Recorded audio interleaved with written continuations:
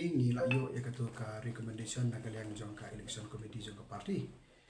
kaba la propose ya ka kateng ke jong i Dr. Bats Kamberbo bagi long kum u candidate na ka banta kan di ka forthcoming election ka by election hadin ke jing klat candidate no jong i Dr. Ricky Ejesengkon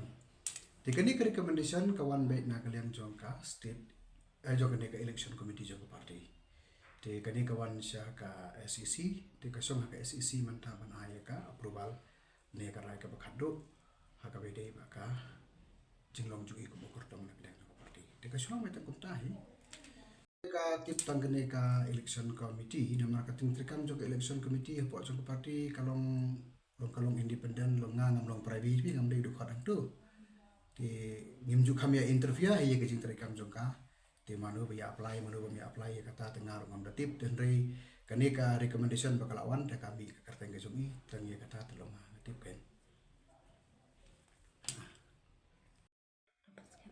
amna kalian jugi kum ka party ni ka jengkersan ka bangidon kam hi gadai bai ka beneng kong e lembaga jalan ko jong blai ber ka ba kalong bai pa pai ba kai nama kani ka suki ka bathali menta ni kum ka BPP ni me iya ka tang kum ka vacancy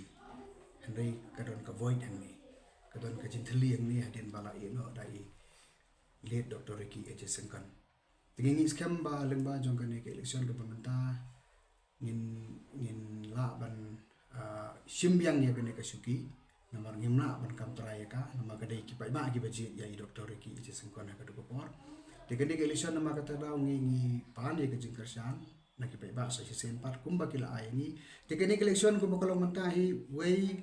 kandai ka tribute na kabanta i late Dr. Ricky Ejesengkon kajung burom i oi le pendep dan burom e kamat kajung i kumtu tandai lemba juga ni election kandai ka tribute na kabanta jugi kabar pa kalong ban reaffirm ani ban penskam ya kata kajing sania juga beriu hak parti ke jongi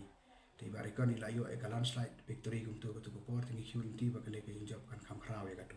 barkabalai kalong bagin ay ka mandate hau beri juga parti hau kandidat bagi lasai kenapa urkit ya kedi kelengkor ramagani kedi kelengkor berkiasi buat